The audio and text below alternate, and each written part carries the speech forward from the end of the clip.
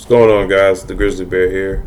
I know it's been a while since my last video, but decided to go ahead and make one today. And today I'm going to be addressing the theory of evolution, the scientific theory of evolution. There's a lot of confusion going on in society nowadays regarding evolution, and I just wanted to answer a few questions, perhaps clear a few things up for those of you who are interested in it, curious about it, or just may not know the gist of it. So, in a nutshell, evolution is the natural process by which an organism, a species, or a population rather, of a species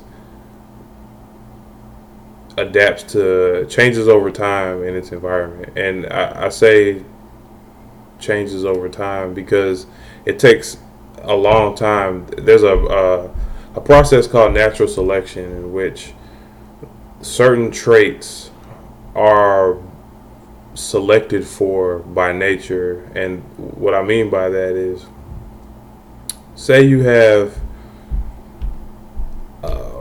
an animal. It doesn't really matter what kind of animal. I'm just gonna make up an animal here, and it lives in the jungle, and it eats fruit that hangs on trees, like a specific kind of fruit that hangs on trees.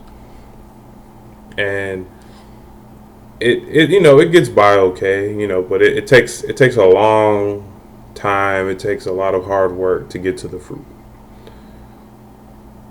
Say there's a specific individual one day that's born. He by the time he or she reaches adulthood, it's a little taller than the typical adults of that in that population that live in this jungle. Now we're talking about the ones that live in this jungle. It has an easier time getting to the fruit. That particular individual is more likely to live long enough to reach sexual maturity, and it will pass on its genes. It may even have that trait in and of itself may be more sexually attractive to the opposite sex in this population. So that animal, that individual has offspring. And when it has offspring, it passes down its genes, obviously, to this offspring. I don't know how many cubs or whatever it has. Say 3 cubs. 2 of those cubs grow up and exhibit this trait. I'm not a geneticist, but I think that doesn't sound too unreasonable. So we have 3 of these animals that have this trait in the population, and if each generation these cubs or these particular individuals within the population are more likely to live to sexual maturity. They get the food faster, and they have advantages over other individuals within the population. Over time, their share of the population is going to increase. And that's essentially what evolution is. It's the same thing if a farmer, say farmers, I don't know, let's say 3,000 years ago, started farming a certain kind of, let's just say an apple. Let's just say an apple. And they have, let's say, 10 apple plants or seeds, and they plant all 10 of them, and one of them has a random mutation. And because a mutation is just when the genes just don't get copied the right way or whatever, and that's all evolution is really about genes. And so yeah, it has a random mutation, and instead of this apple being red, it's green. So this green apple plant, this apple plant has produced a green apple fruit. And over time, if the say the farmer only wants green apples from now on, he'll only plant from that say next year that tree, how many apples grow on an apple tree. It just takes all the apples from that tree. Oh, he'll probably he'll eat them or whatever, sell them or whatever. But when he plants them, let's say he only plants the seeds from that tree. And there may be some apples that still produce red fruit because one gene may be dominant, one gene may be recessive, but it still could happen. But there will be other greens. And over time, if this keeps happening over generations and generations and generations, I know trees take a long time to grow, so this is obviously not a realistic example. But just over generations, the green apples will become commonplace. It'll become a thing now. The red apples won't even be there anymore. Or at least not on that farmer's farm. And that's all evolution is. It just takes place over a long time. And sometimes evolution is a little more rapid than others. Say, for instance, like Chernobyl, there were some like when it comes to radiation, there's things that can quickly change a species, like radiation, for instance. Those worms and other animals out there are bigger, and that's different. But typically evolution takes a long time, thousands of years. But sometimes it can only be a few hundred.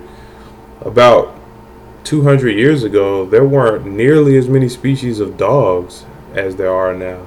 We've made dogs so much different than they were just 200 years ago. And all dogs are descended from wolves. Thousands of years ago, they were one of the first, if not the first animal we domesticated as human beings. And we used them for pets, but mainly for hunting. And we would take them on the hunt with us. They could do things. They had physical attributes that we didn't have. They were faster and they had strong bites. And over time, we started having the dogs that were more friendly to humans. For like their temperament was more friendly. They weren't as aggressive. We kept those around so they would breed, and they would be more likely to. Their offspring would be more likely to be the same way, more laid back, more friendly. So then, at least to humans, when we take them on the hunt, we would, because dogs, like immature wolves bark, but the adult wolves don't really bark. So we would take the immature ones, because the mature wolves were the ones that were mean and nasty. So we take the immature ones, and that's one of the reasons why dogs bark. There are other traits with dogs that can be explained, like because there's a lot of different traits that are different about many different domestic dogs from wolves. But that also just goes to show evolution.